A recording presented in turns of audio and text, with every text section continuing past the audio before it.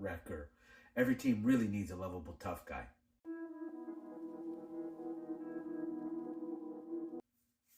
Hello and welcome back to another episode of Fumbling Through the Galaxy. I'm your host, Severus Snape. I know it's been a moment since I posted a video, but I've been traveling a lot for work, and so it's been quite a busy time. Obviously, here in Canada, during our winter months, and late fall, early spring, there's not a whole lot of conferences and such happening. So really from late spring to end of summer is when it gets very, very busy, conference season. So recently I went to Calgary, and when I'm able to, whatever town I'm in, I always try and get out and find a local comic book store or collectible store, and so do a little bit of live hunting. Obviously, I've said it before, I live for the live hunts. I do like the in-person experience. And so having been in Calgary recently, I found a fantastic store called Comic Kazi. And if you're in Calgary, I strongly suggest you check it out. They had an incredible selection of toys and a really, really fantastic selection of statues, which is what I collect, as you all know. And so it was a lot of fun to see just how much they had, and at the same time quite frustrating to know that there was only so much I could fit in going back home on the airplane. Anyways, so what I did manage to get was this incredible Kotobukiya Bad Batch Wrecker. And so this is the 1/7 scale figure we're going to have a look at today. Clone Force 99 was first introduced to us in Clone Wars season maybe 6 or 7.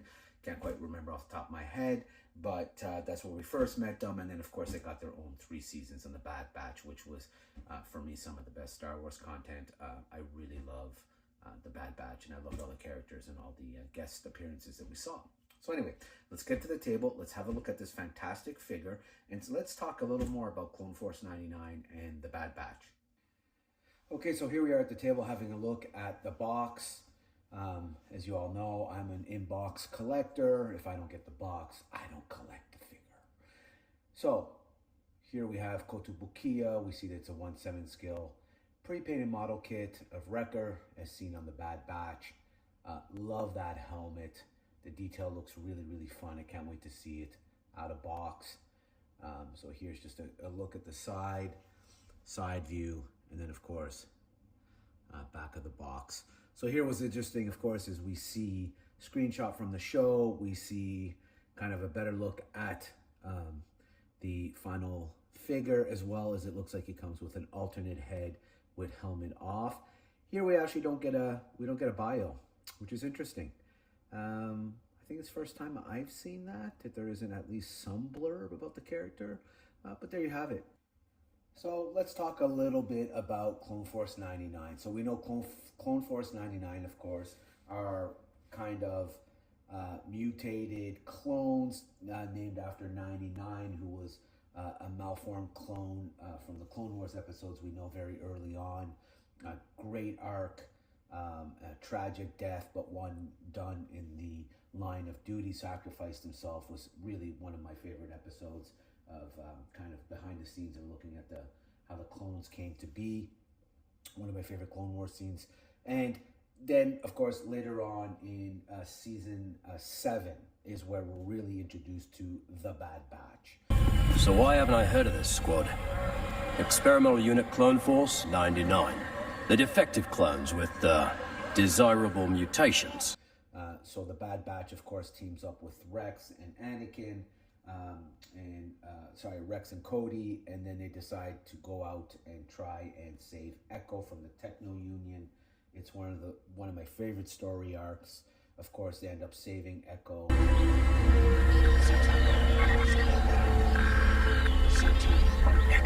And Echo, we know, has become transformed himself, and later on becomes enhanced with all of his hardware, and then becomes an integral part of the Bad Batch.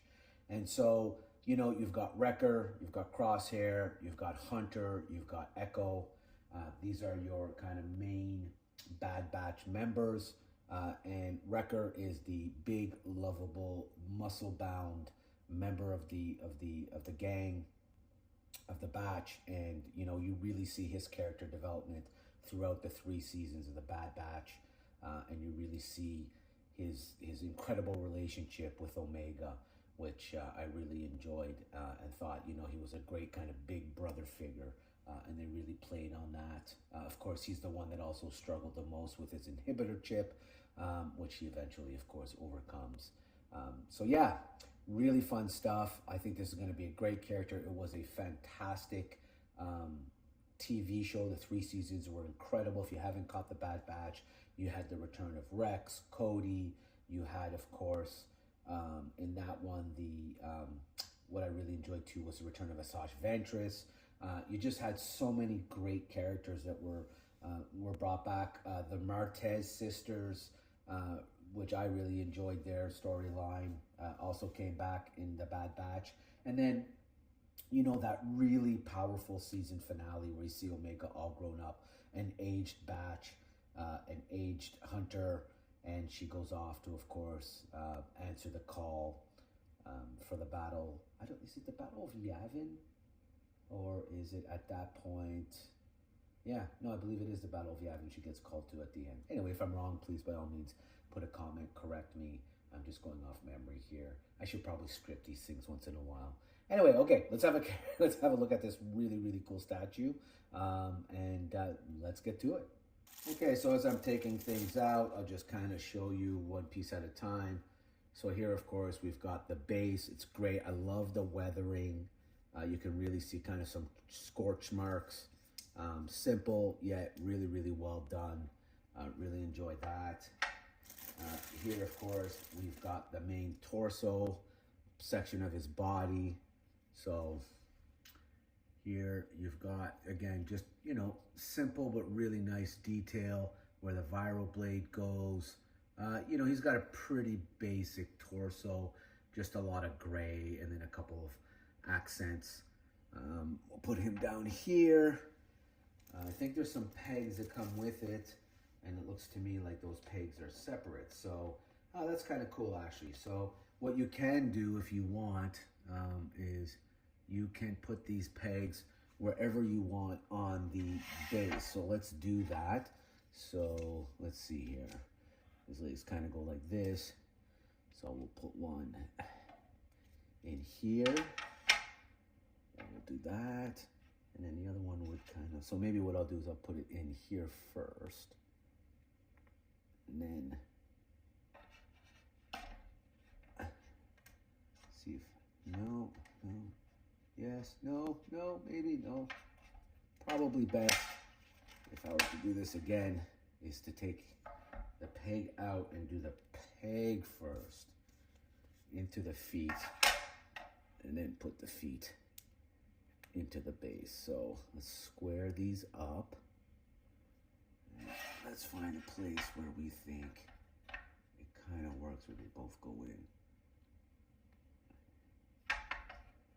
So this is going to take a little bit of effort here, or not effort, but just a little bit of planning, a little adjustment.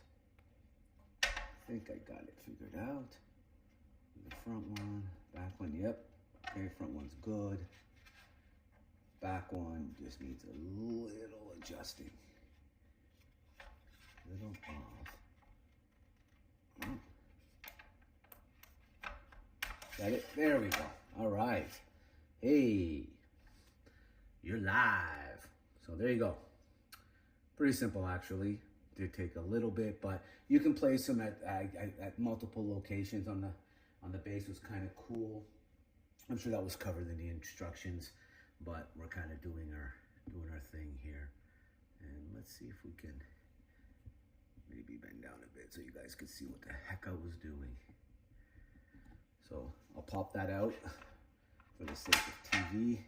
So as I said, you have these pegs here. You got the bottom of the feet.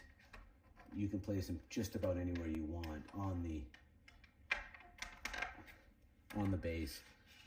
I'm choosing this for now. One of his feet is kind of a little off the base. It doesn't matter really. You can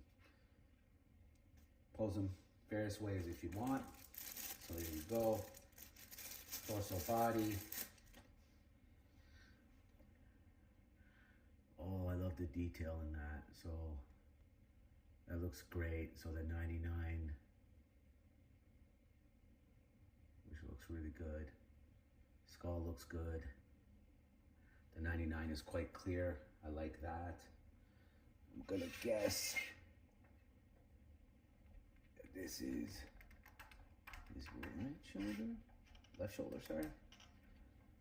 And this should be his right shoulder. So again, really great.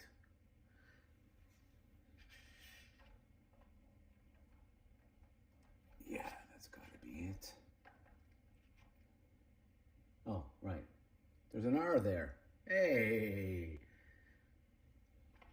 Reading is fundamental, kids. All right, so tighten them up. So there we go. Now it looks like the gun and hand come in one piece, which I like. So you don't really have to fiddle with trying to fit the gun on. The gun looks fantastic. So a lot of nice detail there. Pretty simple, I mean, but great detail on the gloves and hand as usual. So you can see the hand here. It's just really gonna slip in. And this is really just gonna sit on that. So good stuff, super, super simple. You know, don't have to. So one of the things that they talked about in the, ooh, this looks really good. The vibro blade looks really, really good. Let me see if I can somehow get that in focus. Ooh, that one might be tough. Yeah, that might be tough actually. I don't know why it's not catching it. There we go. Hopefully, maybe. Anyway, vibro blade looks great. One of the things that they did say is to be careful with this end of it when putting it into the sheath. They said to be careful, not press too hard. And quite frankly, it fits really well. So I myself am not going to take it out. It's certainly not something I intend to ever remove, but you never know. And let me make sure I did that the right way. Okay. Handle upwards, kids. There you go. Slipped in, no problem. Yeah, very nice. We have got the backpack. Oh, this looks really good, actually. There you go. You got your backpack. It's got 99 down here. Looks really good. And once again, you know, as with all things, just a little bit of snap fit technology. Oh, that easy. I really like that, actually. I mean, it's one thing that I really appreciate from Kotobukiya is how easy it is to snap fit everything in. Except, as you all know, that one Mandalorian and Child one that I had, where for some reason I decided to put a round peg for the head, and it just snapped like a twig. Okay, so let's take a look at the alternate head. This is really good. This is super, super cartoon accurate with the eye, with the scarring on the head, the ear, just really great detail. Absolutely love this. This is not the head I'm going to use, obviously. I am very much a big fan of the helmeted version of Wrecker, and so I will put on his helmet. But as you can see, if you decide to go with the helmet off, this looks great. And look at here, this is great. And this is, to me, like I said, this is my favorite helmet of all. I love the teeth. I love just the menacing look of this helmet. It's just a great, great piece. And one of my favorite helmets of all clones, and certainly of Clone Force 99.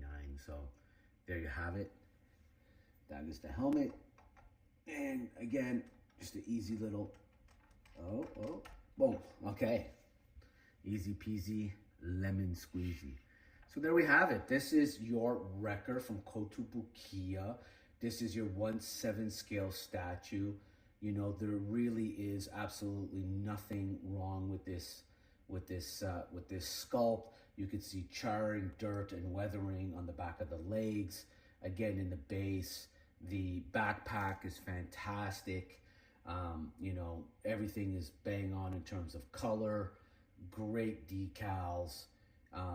Great gun, really easy to put together. Fantastic helmet, great alternate head if you so choose. And there you have it. So let me know, what is your favorite, who's your favorite member of Clone Force 99? Did you enjoy the Bad Batch? Who was your favorite, you know, person or guest appearance in all of Bad Batch? Do you want to see more?